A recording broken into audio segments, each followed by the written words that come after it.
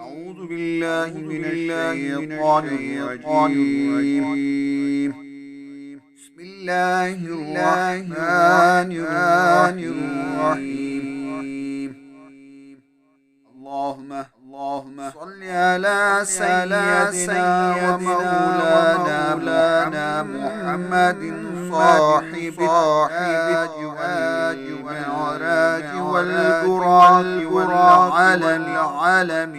كافي البلاء والوباء والموت والعالم اسمه مرفوع منقوش في اللوح والقلم سيد العرب والعجم اسمه مقدس مطهر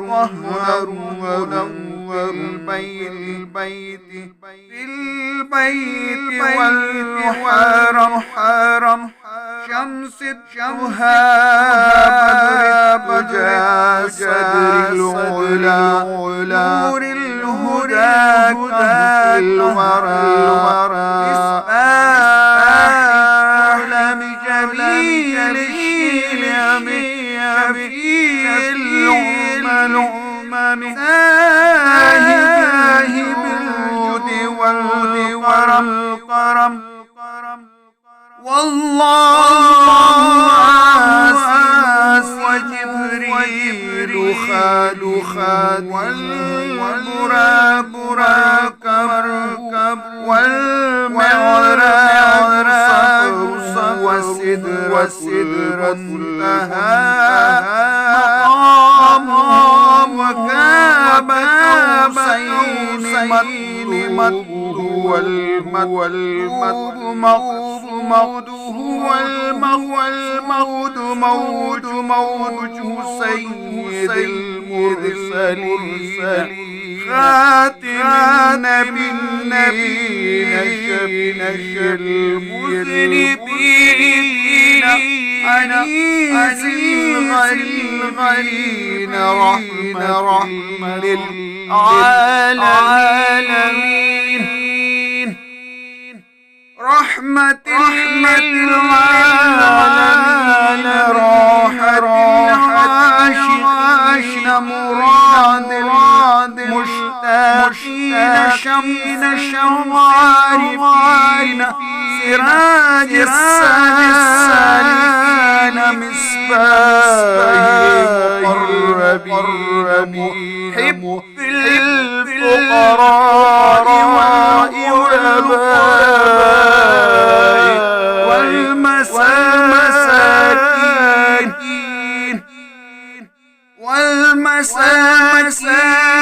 سيد الثقلين نبي الحرمين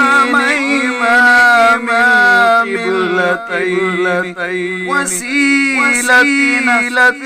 دارين وسيلتنا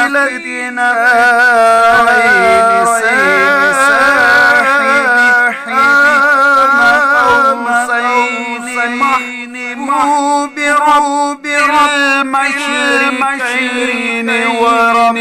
والمغربين جد الحسن والحسين جد الحسن والحسين مولانا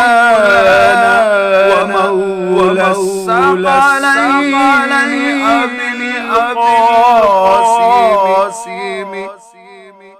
أبي القاسم محمد عبد الله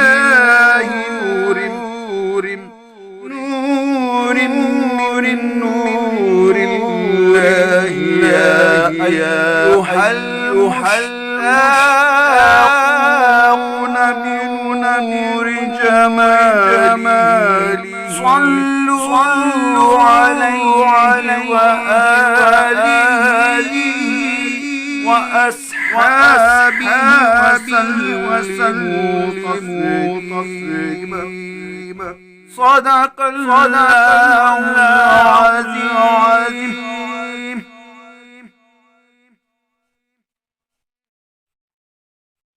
درود تاج، درود تاج، درود تاج.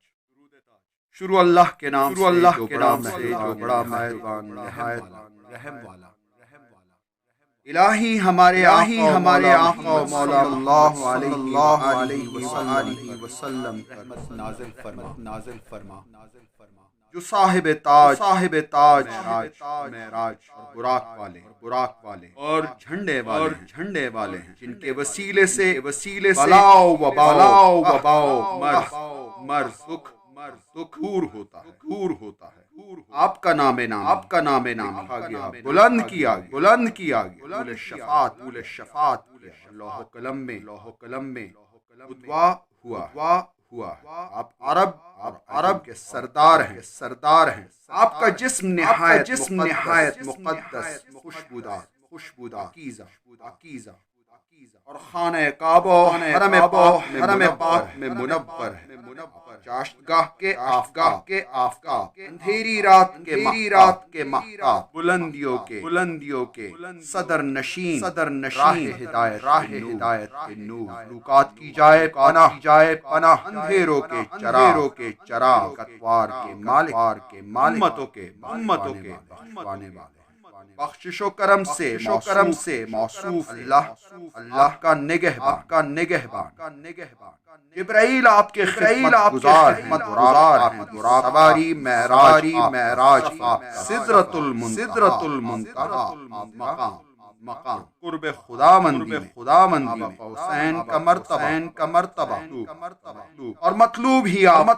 آپ اور مقصود آپ رسولوں کے سردار میں سب سے پیچھے گناہگاروں کو بخشوانے والا آخروں کے غم خوار دنیا جہاں کے لیے عاشقوں کے لیے راحت مشتاقوں کی مراد خدا شناسوں کے آفتاب خدا پر چلنے والوں کے چراغ مقربوں کے رہنما غریبوں اور مسکینوں سے رکھنے والے جن و انس کے سردار حرمین کے نبی دونوں قبلوں بیت المقدس کے پیشوا دنیا اور آخرت ہمارے وسیلہ ہیں. وہ جو مرتبہ کعبہ حسین پر فائز مشرق و مغربوں میں رب حضرت امام حسن علیہ السلام حضرت امام حسین علیہ السلام جد امجد ہمارے اور تمام جن و انس کے آقا یعنی ابی القاسم محمد بن عبداللہ نور میں سے ایک نور ہے نور جمال محمدی صلی اللہ علیہ وسلم کے مشتاقوں آپ کے اصحاب درود سلام بھیجو بھیجنے کا حق بنے